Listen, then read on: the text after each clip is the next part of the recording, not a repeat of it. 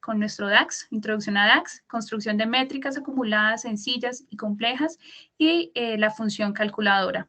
La etapa 4, el Power BI Service, introducción al servicio de Power BI, la introducción al servicio de Gateway, la puerta de enlace y las actualizaciones. En la etapa 5, entonces ya es lo que corresponde al área de trabajo, introducción a administración de áreas de trabajo, cómo compartir un informe, cómo visualizar paneles y cómo analizar nuestra información en Excel.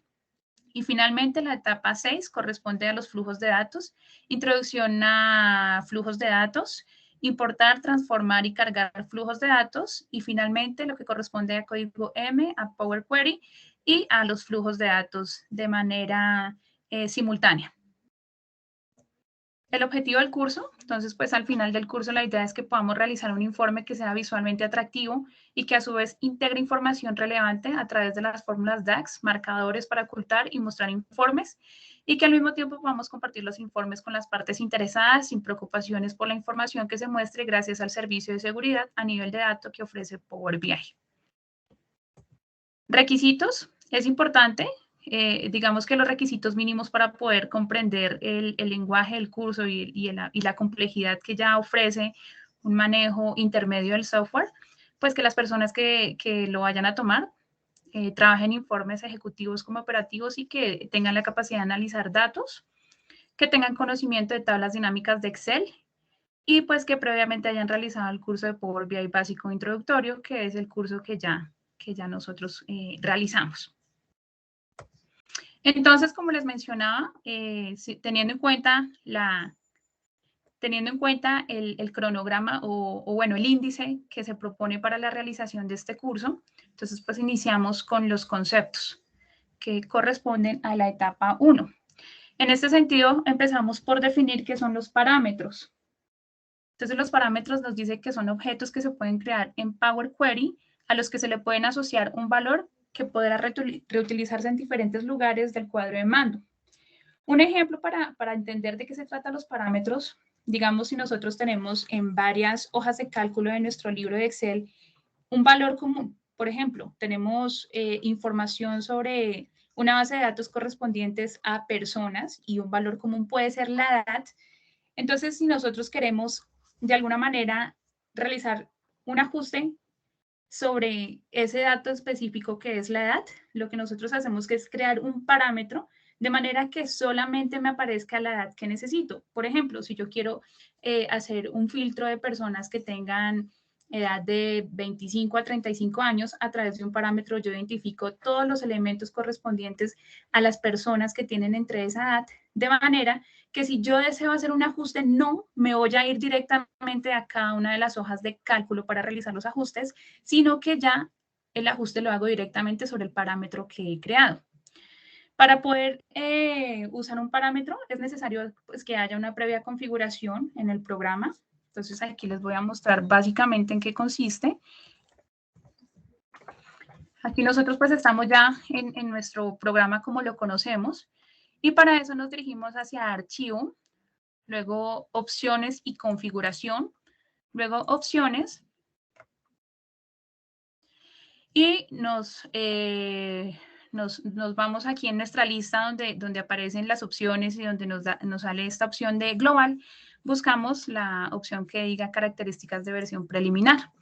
Entonces, para que para que el programa nos permita crear parámetros, esta opción de parámetros de consulta M dinámicos debe estar seleccionada. ¿Listo? Eso por un lado. Y pues como lo mencionaba la definición de los parámetros, estos se desarrollan en Power Query. Entonces es necesario también realizar un ajuste en Power Query. Abrimos nuestra ventana correspondiente a Power Query y vemos aquí en administrar parámetros. Entonces, previo a esto, para que nos permita nos permita ejecutar la opción de administrar parámetros y a su vez de crear parámetros, nosotros nos vamos aquí a vista y le decimos en la opcióncita de parámetros que nos permita siempre. Entonces, es importante que tanto en la ventana anterior correspondiente a opciones se encuentre seleccionado en parámetros de consulta M dinámicos, y aquí también dentro de nuestra pestañita vista del Power Query, en la sección de parámetros, pues se encuentra seleccionado permitir siempre. ¿Listo? Eso en cuanto a parámetros. ¿Qué son los gráficos? Bueno, los gráficos, pues ya estamos familiarizados, es una herramienta de inteligencia empresarial que nos permite compartir la información de una manera mucho más efectiva y que al momento que nosotros podamos compartir esa información, pues sea mucho más sencillo de digerir, sobre todo pues por los usuarios que finalmente están consumiendo la información. Antes de que nosotros deseamos o antes que nosotros seleccionemos el tipo de visualización que vamos a utilizar para compartir la información, pues es importante decidir cómo vamos a mostrar estos datos. Entonces, para eso, se dice que hay 8 tipos de gráficos diferentes. Entonces, tenemos el tipo de gráfico lineal, que corresponde a los gráficos que se caracterizan por tener una o más líneas correspondientes a valores de datos de una determinada categoría. Entonces aquí dice que este tipo de visualización funciona mejor para mostrar y comparar tendencias a lo largo del tiempo. En este sentido sería como cuándo se podría usar este tipo de gráfico. Y pues los gráficos lineales nos muestran las diferencias entre las categorías y los valores de tiempo. Puede utilizarse 2 o más líneas para comparar el rendimiento de una categoría. Es decir, yo puedo comparar, un ejemplo, las temperaturas a lo largo del año. Puedo comparar las ventas en un determinado tiempo, puede ser semanal, puede ser mensual, o puedo también incluso medir el número de seguidores que se tenga en una red social, en una ventana temporal, en una semana, en un mes o en un año. Tenemos el segundo tipo de gráfico que corresponde a los gráficos de columnas. En este sentido, también se les conoce como pues, los diagramas de barras. Los gráficos de columnas dice que es un tipo de gráfico que las columnas se muestran en la longitud en torno al valor que están representando. Es decir, que el tamaño de la columna me muestra o es en concordancia de acuerdo al valor que yo quiera representar. Y dice que esta visualización funciona mejor para comparar valores de datos entre categorías distintas y es versátil. Este gráfico se puede rotar para mostrar barras horizontales en lugar de columnas verticales. Algunos ejemplos en los cuales se puede utilizar los gráficos de columna corresponden a comparaciones entre categorías, a porcentajes de cambio de totales, y entre otras. Tenemos el gráfico combinado, pues que como lo dice su nombre, es la combinación de los gráficos lineales y los gráficos de barras. Entonces dice que se recomienda usarlo para visualizar conjuntos de datos con medidas que tienen diferentes escalas. ¿Por qué es importante elegir este tipo de gráfico? Para una tabla combinada, digamos, para la comparación de conjuntos de datos con diferentes escalas. En este sentido, si nosotros queremos comparar, por ejemplo, los datos de temperaturas y precipitaciones en un determinado tiempo, entonces pues tenemos 2 escalas en el eje Y diferentes, una correspondiente a temperaturas, la otra correspondiente a las precipitaciones, pero en común pues tenemos en nuestro eje X, que sería la ventana temporal que nosotros estuviéramos evaluando. Por ejemplo, a lo largo del año, las precipitaciones y las temperaturas de un lugar específico. Entonces, pues necesitamos 2 tipos de gráficos diferentes porque son 2 escalas diferentes las que nosotros estamos queriendo expresar. Tenemos el cuarto tipo de gráfico que corresponde a los mapas de calor y mapas de puntos. En este sentido, pues los mapas de calor son los que se construyen sobre mapas de forma, es decir, sobre los polígonos como tal.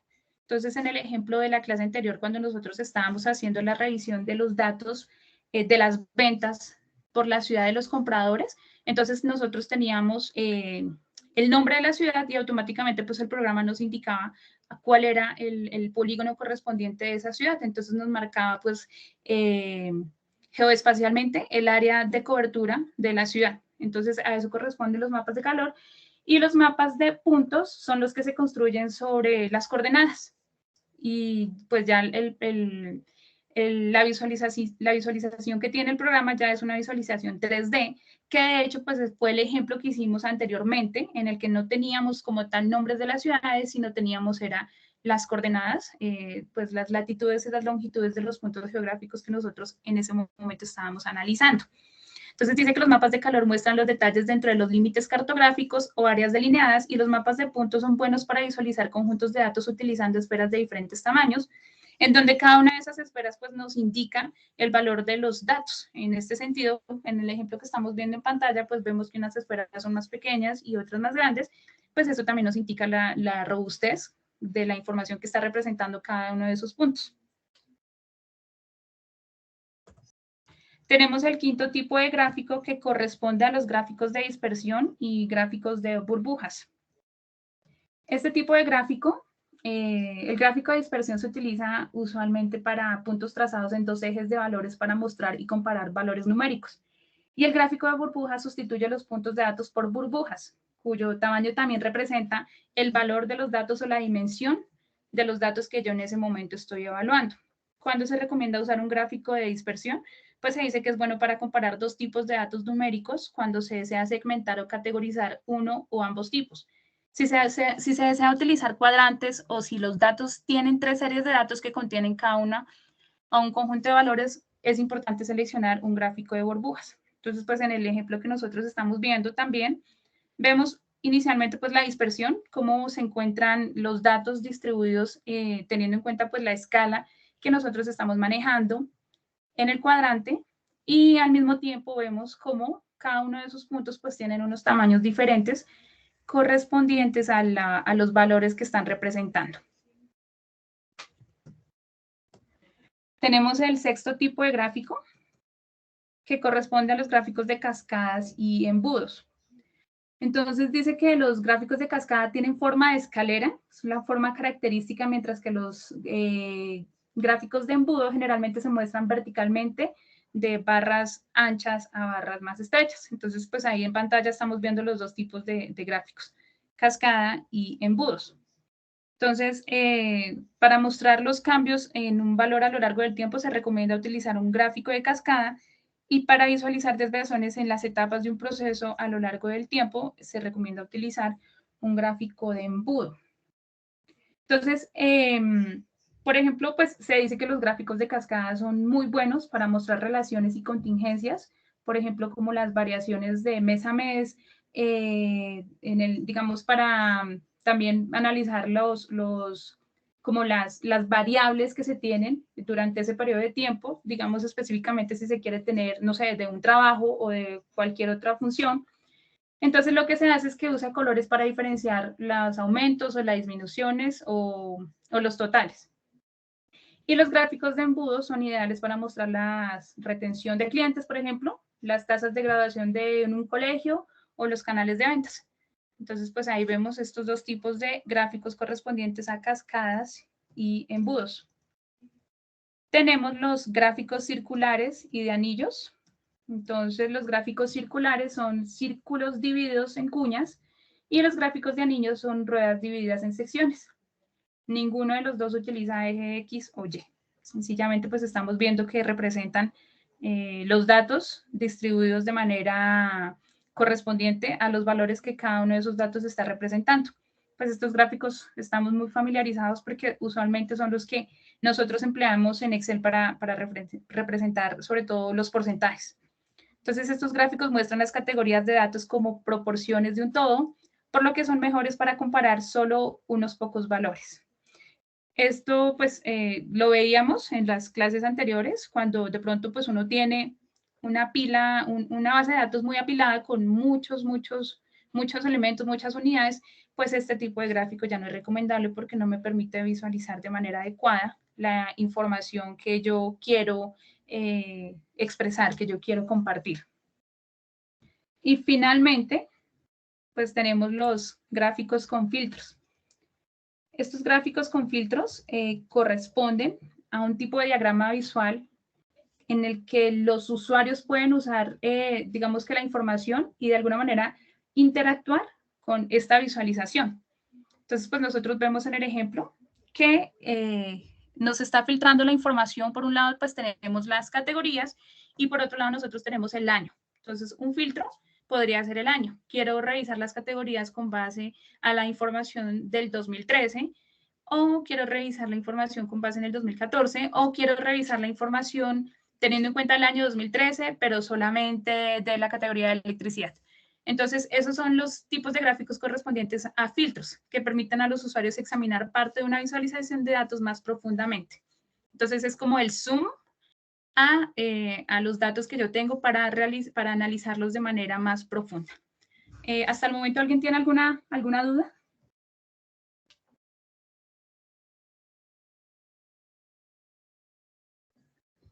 No, señora. ¿No? ¿Todo bien? Listo. Entonces, pues el objetivo de esta primera parte es que todos nos familiaricemos con los tipos de gráficos, de manera que cuando nosotros ya estemos revisando pues nuestras bases de datos podamos identificar con verlos cuál sería el tipo de gráfico que más le sería pertinente para la representación de esos datos, que nos lo represente de manera eficiente, adecuada y pertinente.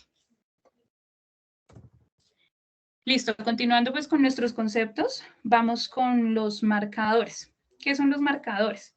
Entonces, pues los marcadores dice que captura la vista que se encuentra actualmente en el informe, incluidos los filtros, las segmentaciones que ya vamos para allá de segmentaciones y el estado de los objetos visuales. Entonces, lo que hace es que es como una captura de pantalla de lo que yo tengo en ese momento. Entonces, le digo al programa que a través de un marcador me haga una captura de lo que está ahí y que por favor me lo guarde. Y así yo siga trabajando con mi informe, esa captura se va a guardar. Y lo que me va a permitir es que cuando yo desee ya compartir la información para que los usuarios puedan visualizar lo que esté ahí, pues estos marcadores se guardan de manera que la persona pueda ver la pantalla con el marcador que yo, con la captura de pantalla que yo configuré y también pueda ver finalmente pues cómo se terminó el informe. Entonces pues ahí estamos viendo el ejemplo, la imagen dinámica que está en pantalla, que vemos cómo B1 on y B2 on pues son los dos marcadores que se crearon. Entonces pues a medida que se selecciona uno, pues se modifica ese tipo de visualización, teniendo en cuenta la creación de los marcadores que yo le dije al programa que por favor los hiciera. Entonces, pues para crear un marcador, nos vamos por aquí al ejemplo que nosotros teníamos en la clase anterior. Y yo le voy a decir que me permita realizar un marcador con base a lo que yo tengo acá. Entonces, que yo deseo guardar uno de los marcadores. Entonces, vamos a seleccionar por aquí cualquiera de nuestras...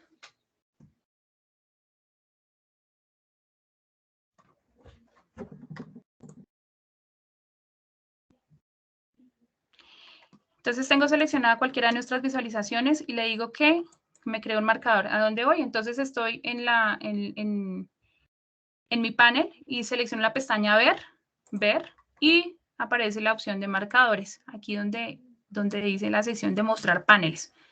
Le doy marcador y le digo, aquí donde aparecen marcadores, que me agregue un marcador. Entonces, pues este marcador yo lo puedo cambiar de nombre.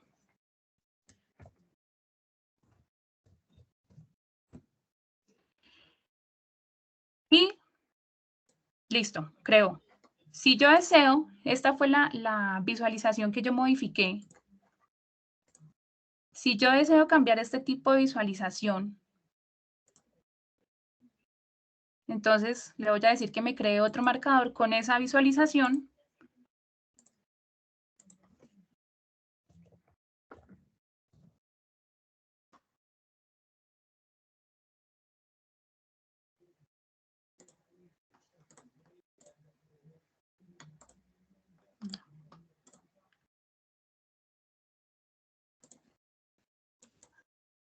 Pero que no la creo.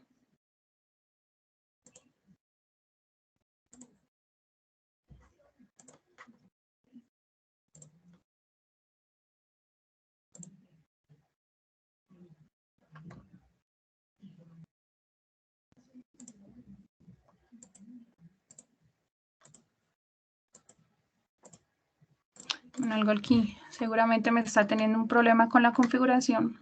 A veces me molesta un poquito, pero no me lo estábamos a ver nuevamente.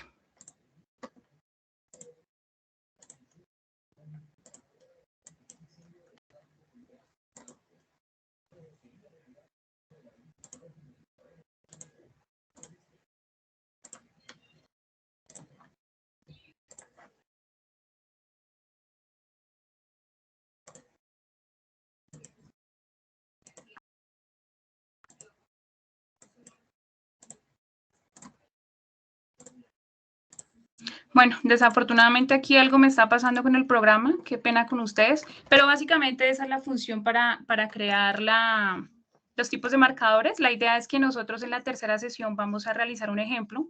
Entonces, de aquí a allá espero poder ya tener solucionado lo que está pasando en este momento con mi software. ¿Listo? Entonces, pues, qué pena con ustedes, me disculpo porque... Pero básicamente de eso se trata, de que yo le digo al programa que me haga capturas de cómo yo en este momento me encuentre procesando la información y lo guardo, puedo seguir trabajando con mi informe y posterior a eso, entonces se quedan guardadas esas capturas de manera que el consumidor pueda revisarlas.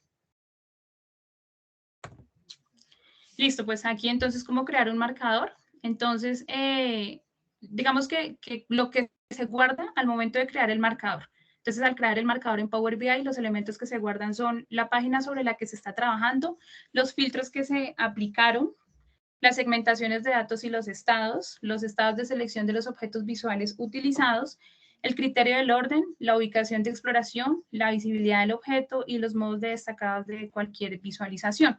Esos son como los elementos que se guardan en esa captura de pantalla que yo hago a través de la opción de crear un marcador. Luego, entonces, continuamos con sincronización y uso de segmentadores. Entonces, básicamente, lo que nos dice la sincronización y uso de segmentadores es que es como uno de los tipos de visualizaciones más eficientes, porque lo que permite es que si yo tengo una base de datos muy robusta, entonces a través de la sincronización y a través más bien del uso de los segmentadores, yo puedo hacer como ese filtro y yo puedo enfocarme específicamente en algunas de los elementos que yo quiero evaluar específicamente. Entonces, pues para entenderlo, nos dirigimos nuevamente aquí al informe que nosotros creamos en nuestra clase pasada. Y, por ejemplo, yo deseo crear una segmentación. Vamos a seleccionar aquí la visualización correspondiente a los vendedores por la ciudad del comprador. Y dentro de visualización, me dirijo al tipo de visualización correspondiente a segmentación de datos. ¿Listo? Entonces, aquí visualización, segmentación de datos. Y lo que me va a aparecer es que ya son las ciudades en donde se hicieron esas ventas. Entonces, si yo deseo solamente ver de Barranquilla, selecciono Barranquilla. Y a diferencia del anterior, cuando yo seleccionaba una de las variables, del ejercicio anterior, cuando yo seleccionaba unas variables, aquí única y exclusivamente se va a mostrar información correspondiente al elemento que yo estoy evaluando. Si yo digo Bogotá, me sale solamente información correspondiente a Bogotá, Bucaramanga, Cali. Entonces, por ejemplo, si yo quiero aquí seleccionar las ventas que se hicieron en Bogotá, pues vemos que a pesar de que se subraya Bogotá, siguen apareciendo las variables de las demás ciudades, ¿no? Entonces aquí vemos en colores más claros que siguen apareciendo las demás ciudades. Entonces aquí lo que se busca con esto es que yo solamente me enfoco en la información que yo quiero evaluar. Entonces si yo digo voy a evaluar solamente Bogotá, pues se desaparece todo lo demás y solamente me queda la información correspondiente a Bogotá. ¿Listo? ¿Alguna duda al respecto sobre la segmentación de visualizaciones?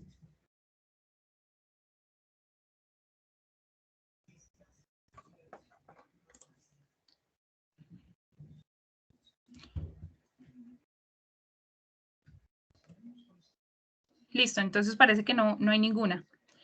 Ya dentro de la etapa 2, pues nosotros hablamos de la seguridad que ofrece el programa para que nosotros podamos compartir nuestros datos. Entonces hablamos de varios tipos de filtros. Entonces están los filtros automáticos, los filtros manuales y los filtros avanzados. Entonces los filtros automáticos son los que se agregan automáticamente al panel de visualización al momento de crear un objeto visual. Estos filtros se basan en los campos que componen la visualización. Entonces, si yo estoy evaluando aquí, por ejemplo, las ventas por ciudad, entonces quiere decir que los filtros que yo puedo crear a partir de esta visualización, pues van a girar en torno a las ciudades en donde se hicieron las ventas. Listo, entonces aquí listo, tenemos la pestañita de filtros, lo que hacemos es ampliarla y ya nos empiezan a aparecer como las opciones. Entonces yo le puedo decir que quiero que me seleccione solamente que me filtre solamente Bogotá. Y aquí ya vemos específicamente cómo me muestra el filtro solamente de Bogotá, teniendo en cuenta la visualización.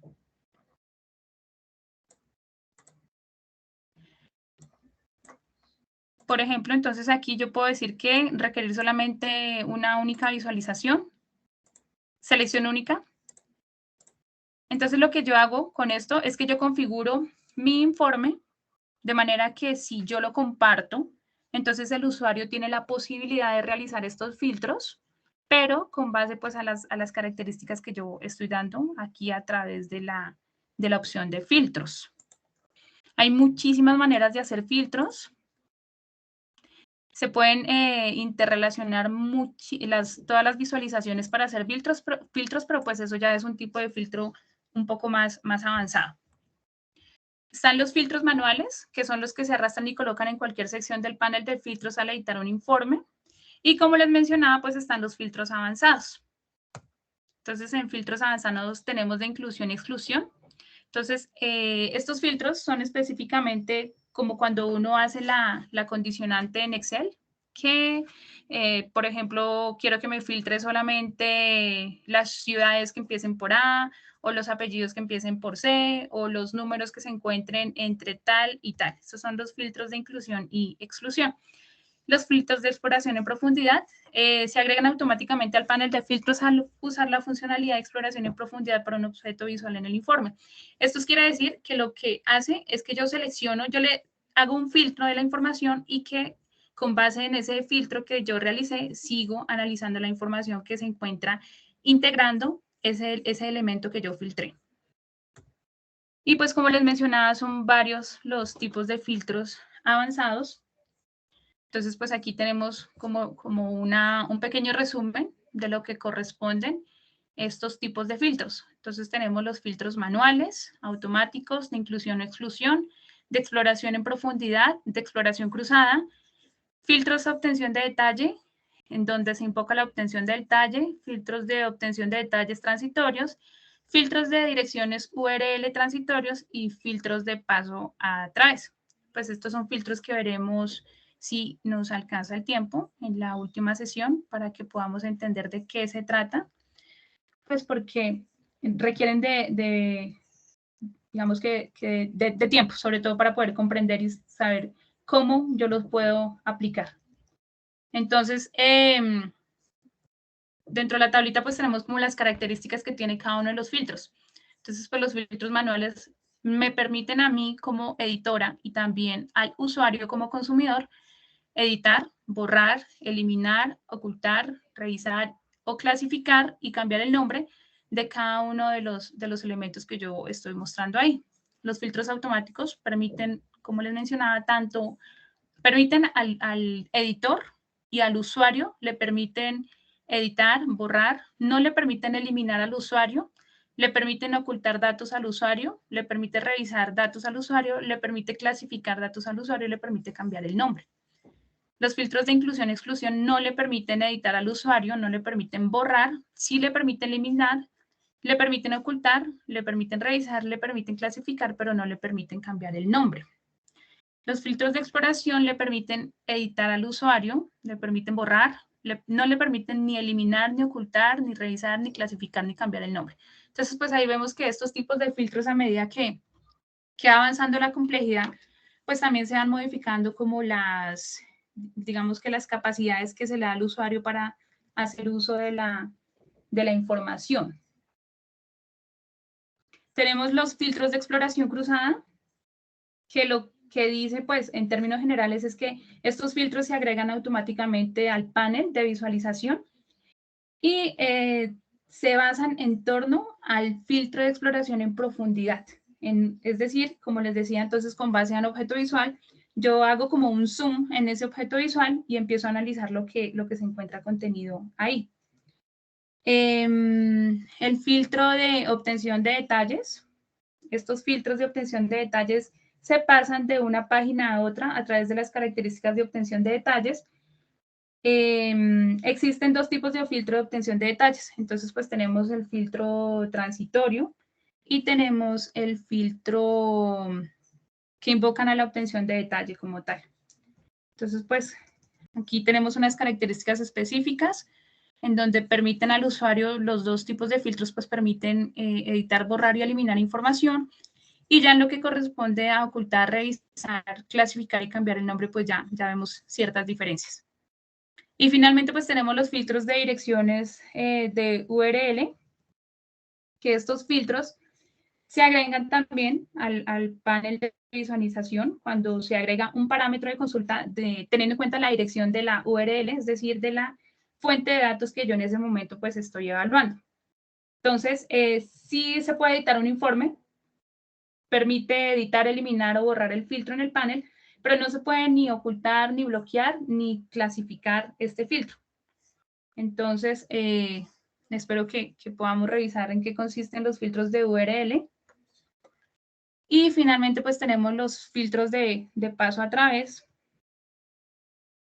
que los filtros de paso a través son filtros de nivel de objeto visual creados a través de preguntas y respuestas.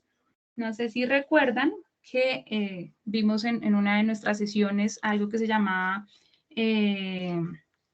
Q&A, que es las preguntas y respuestas, que es, pues, es el tipo de filtro en el que yo configuro a mi informe para que le permita al usuario realizar unas preguntas clave con base a la información que yo en ese momento me encuentro pues expresando, de manera que pues que a través de esas preguntas se pueda hacer como la revisión de la información sin necesidad de acudir a los otros tipos de filtros. Entonces, pues obviamente ya se trata también de una configuración que se le hace al panel con el informe para que se pueda realizar eficientemente el proceso de Q&A, de preguntas y respuestas. ¿Alguna duda hasta el momento?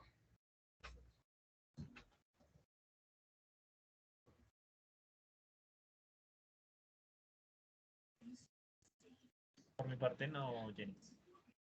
Listo. Sí, digamos que esto, pues claramente es un tema de conceptos que uno de pronto dice, bueno, tal vez el concepto no me queda muy claro, pero pues la idea es que a través ya después de la práctica ya uno empiece como a familiarizarse y a entender de qué se trataba cada uno de estos filtros que se estaban mencionando acá. Y finalmente, pues tenemos el RLS, que es la seguridad a nivel de dato o de línea o de fila, como se le conoce.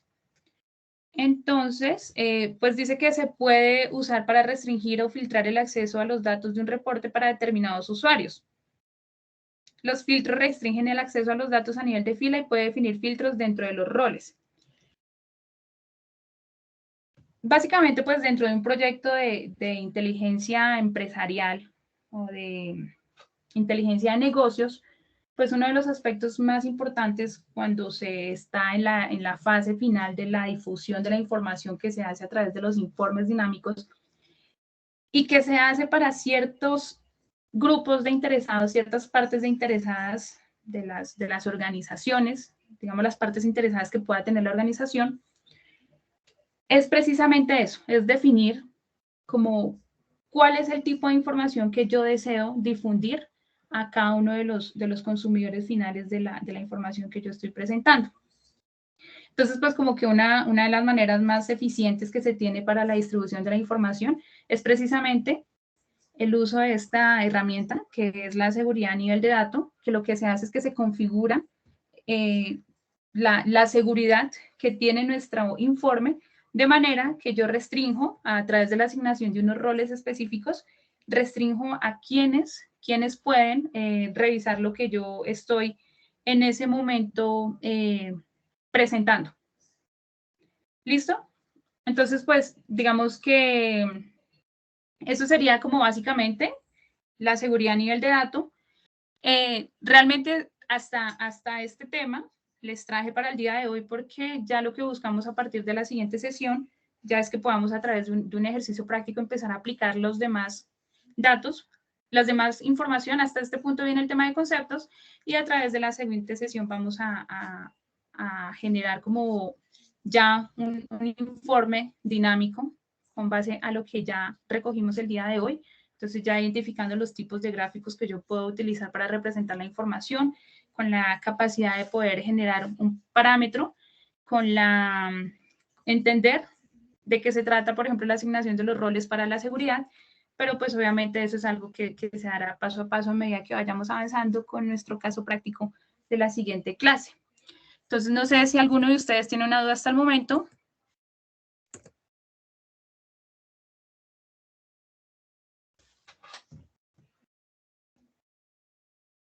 No, señora.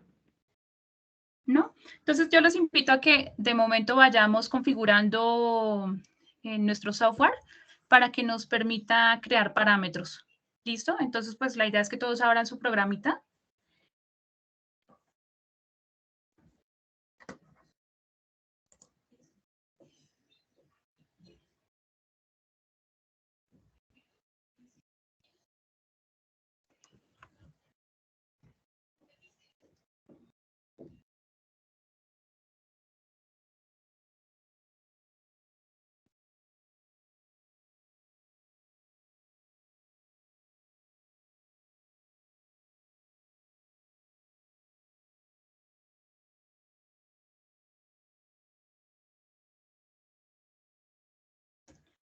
¿Listo? Entonces, como les indicaba, entonces estamos en nuestro programa, nos vamos a archivo, opciones y configuración, opciones.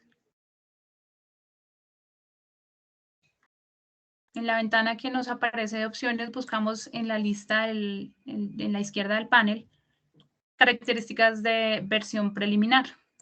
Y por favor seleccionamos en donde dice parámetros de consulta M dinámicos.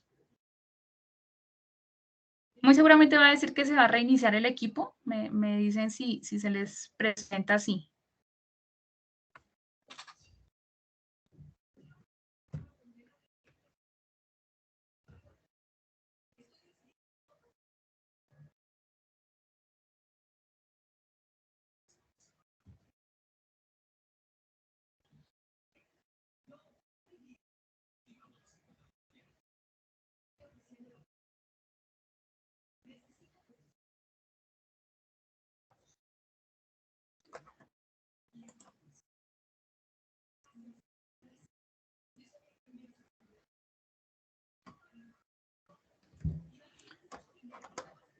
¿Me confirman si vamos todos ahí?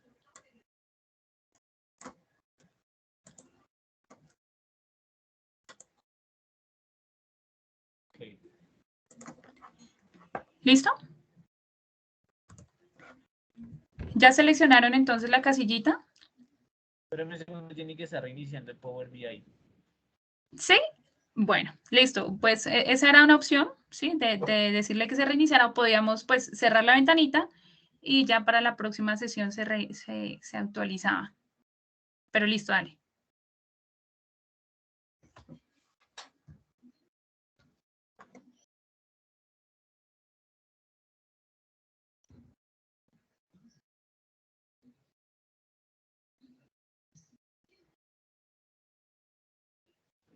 Listo, Jenny, ya reinició. Gracias. Listo. Listo. Entonces ya como tienes configurado, ya abrimos el Power Query. Entonces recordemos que es aquí en la pestaña de inicio, en la sección de consultas, en donde dice transformar datos. Seleccionamos ahí, se nos abre la ventana de Power Query.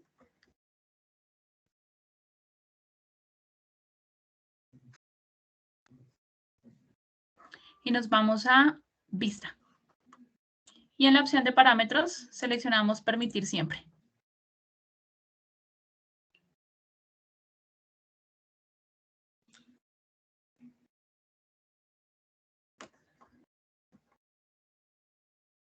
Y cerramos nuestra ventanita. Y entonces ahí ya queda configurado el software para que nos deje crear, nos permita crear parámetros.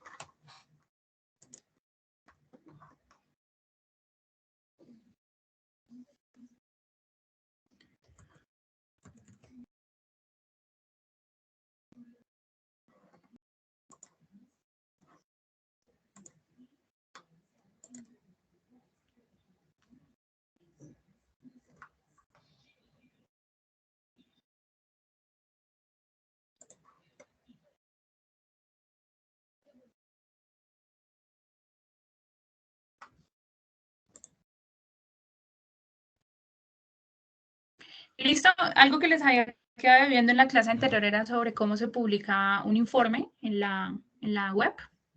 Entonces aquí nos vamos a la pestaña de inicio y en la parte final de todas las opciones de la pestaña de inicio nos sale la opción publicar.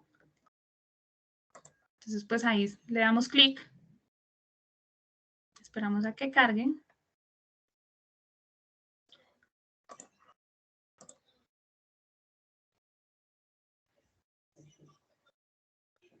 Esperamos a que cargue como tal el informe.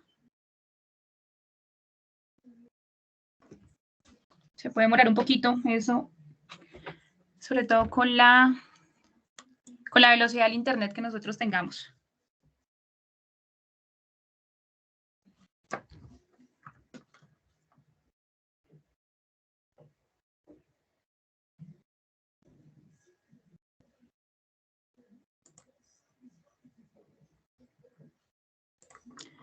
Sí, se está demorando.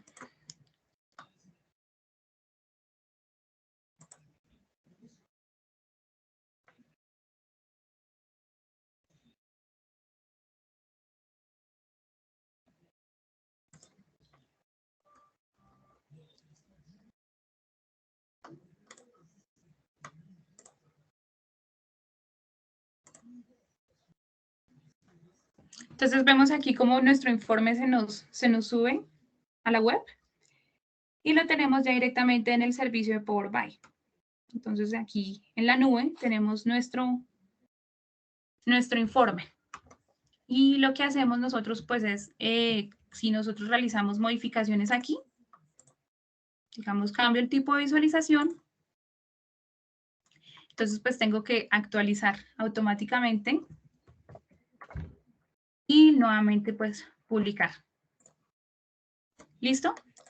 Y ya lo que se hace aquí, ya me encuentro pues como tal, como les decía, en la nube con el servicio de Power BI y le voy a decir que me lo comparta.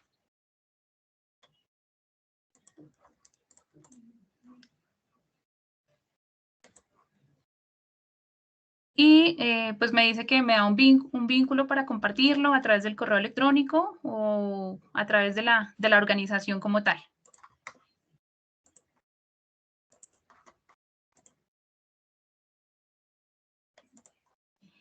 Y también pues tengo la posibilidad de exportarlo en un Excel, en un PowerPoint o en un PDF. Entonces pues básicamente esto es lo que se convierte ya como tal en el informe en la nube. Cuando yo le digo que me dé un enlace, cuando le pido que por favor me dé un enlace, este enlace se permite incrustarlo a una página web para que se pueda visualizar allá en la página web como tal, se pueda visualizar mi informe.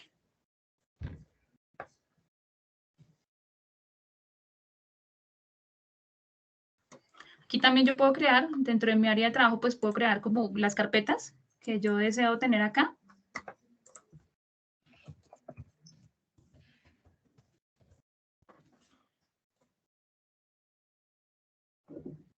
Y básicamente es como los archivos que yo tengo en mi computador. Entonces aquí se me crean las carpetas y si yo empiezo a crear informes, pues yo los puedo subir directamente a la carpeta que he creado. ¿Listos? Entonces, no sé si tengan alguna inquietud hasta el momento. ¿Alguna pregunta?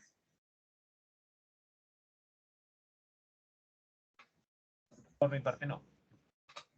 ¿No?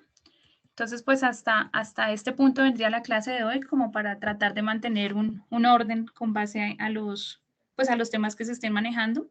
Entonces, pues ya lo que nos queda para la siguiente clase es correspondiente a las secciones 3, 4 y 5, que es la introducción al DAX, el Power BI Service, que fue lo que justamente acabé de mostrarles, y las creaciones de áreas de trabajo, que fue justamente también lo que les estaba mostrando, cómo se pueden crear áreas de trabajo en la nube, y yo puedo empezar a administrarlas y a compartir la información de esas áreas de trabajo. Y pues vamos a iniciar también con un caso práctico para que puedan empezar a emplear los conceptos que hemos visto el día de hoy y los que veremos en esa sesión del día de hoy, pues correspondiente a conceptos generales y a la seguridad de los datos. ¿Listo? Entonces, pues ya, no siendo más, espero pasen una feliz tarde.